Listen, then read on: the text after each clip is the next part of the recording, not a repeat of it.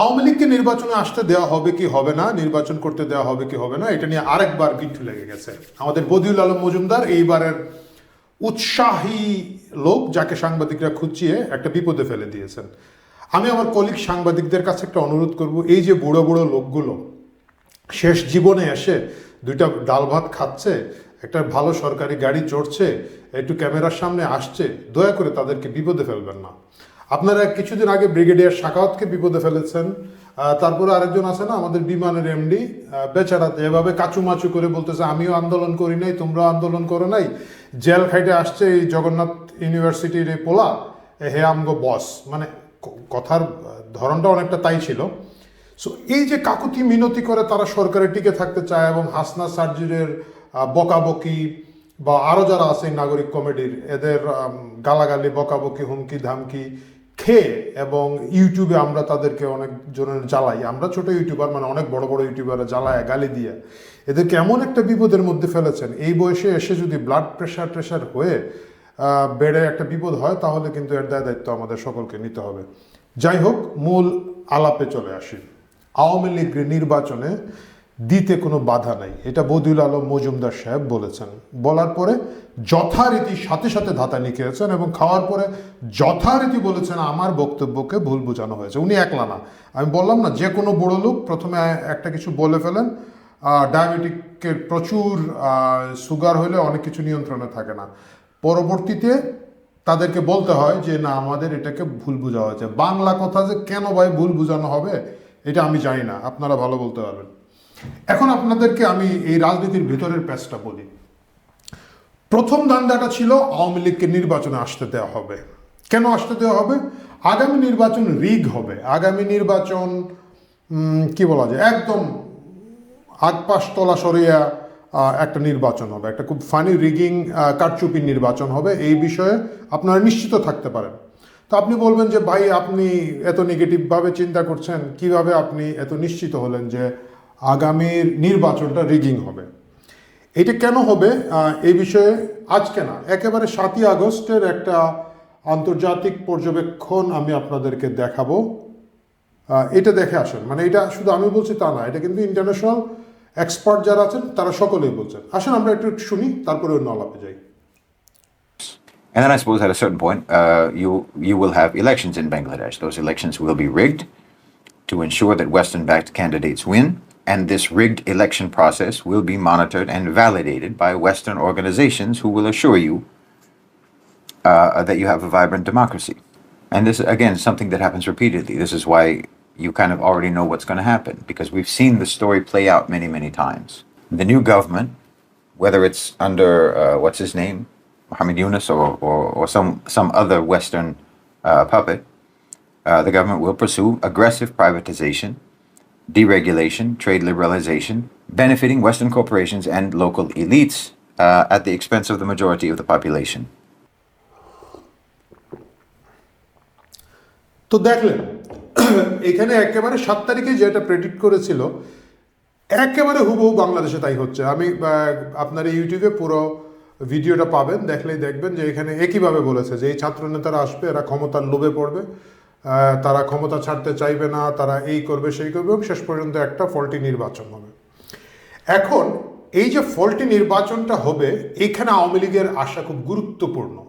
কারণ প্রথমে যদি আওয়ামী লীগকে বাদ দিয়ে দেওয়া হয়, আওয়ামী লীগকে বাদ দিয়ে যে নির্বাচন হবে, নির্বাচনের শুরু থেকেই প্রশ্নবিদ্ধ হবে যে ভাই ঠিক আছে, আপনি বিচার করতে চান, শেখ হাসিনার বিচার করতে চান, ওবায়দুল কাদেরের বিচার করতে চান, আওয়ামী লীগের 100 বা 1000 নেতার বিচার করতে চান, বিচার করেন, কোর্টে যান, আদালতে যান, সেটা তো বিচার প্রক্রিয়া চলবে।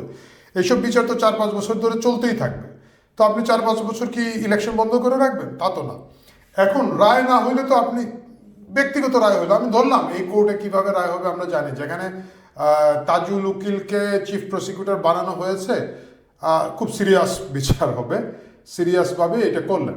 এখন তারপরে কি, তো বাকি যারা আছে তাদেরকে আপনি নির্বাচন করতে দিতে হবে। কিন্তু আওয়ামী লীগকে নির্বাচনে দিলে মুশকিলটা কোথায়? যদি সাধারণ নির্বাচন হয়, আপনি পছন্দ করি না করি, আমি আওয়ামী লীগে ভোট না দেই, আপনি না দেন, আওয়ামী লীগের একটা ভোট ব্যাংক আছে এবং এরা এটাকে কাল্টের পর্যায়ে নিয়ে গেছে, এরা এটাকে ইজমের পর্যায়ে নিয়ে গেছে। আওয়ামী লীগ ভালো করুক খারাপ করুক কিছুই দেখবে না, এরা নৌকায় দেবে।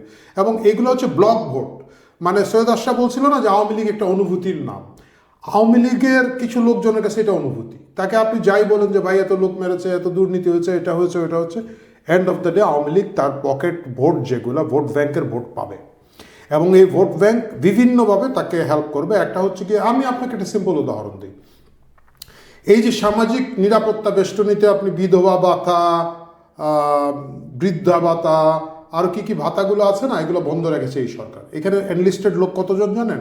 1 কোটির উপরে, প্রায় 1,20,00,000 লোক কম বেশ বিভিন্ন ভাতা আওয়ামী লীগ থেকে, আওয়ামী লীগ সরকার বা শেখ হাসিনা সরকার দিয়ে এসেছে। এরা একেবারে গ্রামে গঞ্জের গরিব লোক। এই 1,20,00,000 লোকের ভোট আছে 10 কোটি 11 কোটি ভোটের মধ্যে। এরা সরাসরি দেখতেছে যে আওয়ামী লীগ থাকলে ভাতা পাই, আওয়ামী লীগ না থাকলে ভাতা পাই না। আপনি একটা সিম্পল কাহিনীতে যান, আপনি বুঝতে পারছেন 10% অফ ভোট আওয়ামী লীগের এখানে রিজার্ভ আছে। এখানে র্যান্ডমলি হয়তো আপনি এই ভোট থেকে, এই 1,20,00,000 থেকে যদি ভোট দিতে দেন, একটা ছোট ফ্র্যাকশন হতো অন্য পার্টিতে ভোট দেবে, কিন্তু মেজরিটি বলবে ভাই আওয়ামী লীগ থাকতে ভাতা পাইতাম, এখন ভাতা পাই না। পরিষ্কার হিসাব। এর বাইরে অন্যান্য ইস্যু আছে, দ্রব্যমূল্য আছে, জামাতিদের এইসব যন্ত্রণা আছে, মুক্তিযুদ্ধ মুছে ফেলার ব্যাপার আছে, এই যে অনেকগুলো ইস্যু, ইকোনমির অবস্থা আছে, মিলে আওয়ামী লীগ একটা ভালো ভোট ব্যাংক তাদের রিজার্ভে আছে। এখন আওয়ামী লীগের নিয়ে ঝুঁকিটা কোথায়? আওয়ামী লীগের নিয়ে ঝুঁকি, আপনি যদি তার নির্বাচনে আসতে দেন, তার যদি এই 1/3 ভোট সে কাজ করতে পারে, 80, 90, 100টা আসন পেয়ে যাবে। পেলেই আওয়ামী লীগ একটা পর্যায়ে চলে যাচ্ছে। মানে আমি ধরেই নিচ্ছি আগামী নির্বাচনে আওয়ামী লীগ সরকারে আসবে না, কিন্তু তারা একটা সিগনিফিক্যান্ট ভোট পাবে। আবার আপনি যদি তারা আসতে না দেন, তাহলে নির্বাচনটা প্রথমেই প্রশ্নবিদ্ধ। একটা 1/3 ভোটের মালিক, এবং তখন তো শুধু আপনি আওয়ামী লীগ না, আওয়ামী লীগের সাথে জাতীয় পার্টি, জাসদ, ওয়ার্কার্স পার্টি সহ একটা ব্লককে আপনাকে বাদ দিতে হবে।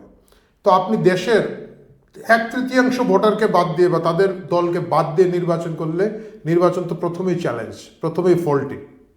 যার কারণে কেয়ারটেকার গভর্নমেন্ট চাইবে না আওয়ামী লীগকে নির্বাচনের বাইরে রাখতে। এবং বদিউল আলম মজুমদারের বক্তব্যটা আসলে ওই লাইন থেকেই ছিল। ট্রাম্প প্রশাসন আসার সাথে সাথে মার্কিন যুক্তরাষ্ট্রের দৃষ্টিভঙ্গি বাংলাদেশ সম্পর্কে পরিবর্তন হবে।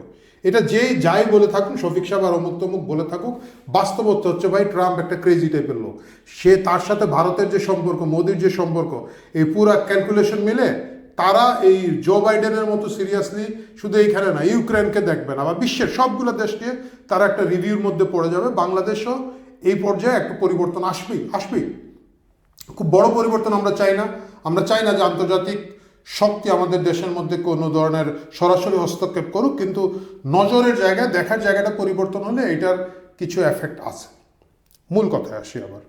তাহলে এই সরকার এবং এই সরকারের যে এখানকার মাউথ স্পিকার বদিউল আলম মজুমদারের প্ল্যান ছিল আওয়ামী লীগকে নির্বাচনে আনা, নির্বাচনে রেখে তাদেরকে জোর করে হারানো, এবং এর মাধ্যমে নির্বাচনকে একটা লেজিটিমেসি দেওয়া, যে দেশের সকল রাজনৈতিক দল নির্বাচনে এসেছে, আসার পরে এইখানের মধ্যে আওয়ামী লীগ ভোট পেয়েছে, আওয়ামী লীগকে তখন দিবে কয়টা আসন? 15টা, বিএনপিকে দিবে 60-65টা, আর জাতীয় নাগরিক কমিটি, জাতীয় নাগরিক কমিটি ব্যাপক জনপ্রিয় হয়ে ভোট পেয়েছে। তাদের সাথে জামাত থাকবে, ট্রাক মার্কার নূর ভাই থাকবে, এবং আরও অন্যান্য ছোটোখাটো বুড়াগাড়া দল মিলে তারা একটা জোট করবে। এবং সেই জোট আপনি দেখবেন এইটার একটা সুকৌশল রাজনীতি হচ্ছে কি, বিভিন্ন জরিপ দেওয়া হচ্ছে যে ছাত্ররা রাজনৈতিক দল করলে 40% লোক ভোট দিবে। এই জরিপগুলো করে করে একটা মনস্তাত্ত্বিক প্রেশার তৈরি করা হচ্ছে, এবং নির্বাচন ওইভাবেই রিগ করবে। এটাই ছিল প্ল্যান। তাহলে বদিউল আলম মজুমদার কেন এই কথা থেকে ফিরে আসতেছেন? কেন তাকে চাপ দেওয়া হচ্ছে? চাপ দেওয়া হচ্ছে কারণ এই মুহূর্তে জাতীয় নাগরিক কমিটি যারা আছে, তারা চাচ্ছে আওয়ামী লীগের তৃণমূলের লোকজনকে দখল করতে, এবং সেই কারণে তারা চায় না যে আওয়ামী লীগ নির্বাচনে আসুক।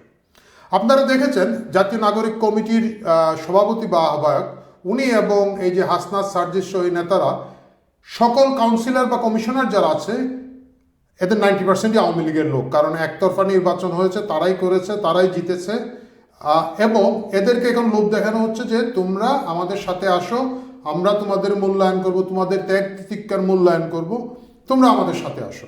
নতুন যে রাজনৈতিক বন্দোবস্ত হচ্ছে, সেই বন্দোবস্তে তোমরা আমাদের পক্ষে আসো। এটাই হচ্ছে এখন জাতীয় নাগরিক কমিটির তাদের পরিকল্পনা। কারণ তারা দেখছে বিএনপি খুব ঐক্যবদ্ধ একটা দল, তারা তাদের মতো স্ট্রেংথে থাকবে, জামাত জাতীয় নাগরিক কমিটির সাথে থাকবে, আবার কোনো ধরনের একটা স্ট্রাগল বা টানাপোড়েন থাকবে এদের সাথে, কারণ জামাত সরাসরি এই জাতীয় নাগরিক কমিটি জামাত হতে পারছে না, কারণ এটার ভিতরে আরও স্টেক হোল্ডাররা আছে, আপনারা দেখেছেন অনেক ইনফ্লুয়েন্সার আছেন, সামাজিক শিল্পী সাহিত্যিক, যারা হয়তো জামাতের বেনিফিশিয়ারি কিন্তু সরাসরি জামাত ট্যাগ লাগাইতে চায় না, এরা জাতীয় নাগরিক কমিটির মধ্যে থাকবে। এখন জাতীয় নাগরিক কমিটি তাহলে কি দাঁড়াচ্ছে? তাদেরকে আওয়ামী লীগ থেকে লোক নিতে হবে, বিএনপি জামাত থেকে তো লোক নিতে পারবে না, জাতীয় পার্টি থেকে লোক নিতে হবে, তো জাতীয় পার্টির তো আসলে ওই রকম লোকও নাই। এখন এই কারণে তারা আওয়ামী লীগকে নির্বাচনে আসতে বাধা দিতে চায়। এই টানাপোড়েনে আওয়ামী লীগ কি সিদ্ধান্ত নেবে? আওয়ামী লীগ এখনও অনেকটাই কি বলে ছন্ন ছাড়া অবস্থায় আছে, গোছানো নাই, সেটা আগামীতে দেখা যাবে। আওয়ামী লীগ নির্বাচনে আসলে আওয়ামী লীগের লাভ না ক্ষতি, কতটুকু লাভ কতটুকু ক্ষতি, এটা নিয়ে আমরা আগামীতে একটা পর্বে বিস্তারিত আলাপ করব। বর্তমান প্রেক্ষাপটে আওয়ামী লীগের কী সিদ্ধান্ত নেওয়া তাদের জন্য ভালো হবে, এটা নিয়ে আমরা আলাপ করব, কারণ এখানে অনেকগুলো ঝুঁকি আছে। নির্বাচনের কথা বলে কর্মীদেরকে বাইরে বের করে এদেরকে হত্যা করা, এদেরকে নির্যাতন করা, এদেরকে কারাগারে দেওয়ার একটা ঝুঁকি আছে, এবং আরও বিভিন্ন ঝুঁকি নিয়ে আমরা হয়তো বিস্তারিত আগামী পর্বে আলাপ করব। আপাতত আওয়ামী লীগ নির্বাচনে আসবে কি আসবে না এইটা নিয়ে সরকারের ভিতরে জাতীয় নাগরিক কমিটি এবং কমিটির বাইরে লোকজনের মধ্যে একটা দ্বিধাদ্বন্দ্ব দেখা যাচ্ছে। দুই পক্ষই তাদের স্বার্থ দেখছে, শেষ পর্যন্ত কোন স্বার্থ জয়ী হয় আমরা আগামীতে দেখতে পারবো। প্রিয় দর্শক, ধন্যবাদ এত দীর্ঘ ভিডিওটি দেখার জন্য। লাইক কমেন্ট করতে ভুলবেন না, একটা ঘন্টা আছে কোথাও, ঘন্টার মধ্যে একটা ক্লিক দিয়ে দিবেন, কারণ আমাদের ভিডিও যারা আমরা একটু ভিন্নভাবে কথা বলছি, চেষ্টা করা হচ্ছে এগুলোকে ব্লক করার, এগুলার রিচ কমিয়ে দেওয়ার। ঠিক আছে, হতেই থাকবে, কিন্তু কথা বলা বন্ধ করা যাবে না, এবং সেই কথা আমি আপনি একসাথে মিলেই বলবো। ভালো থাকুন, খুব শিগগিরই দেখা হবে পরের পর্বে। এখন থেকে আমরা অনেক অনেক বেশি নিয়মিত আলাপ চালিয়ে যাব। ধন্যবাদ সবাইকে, আজকের মতো।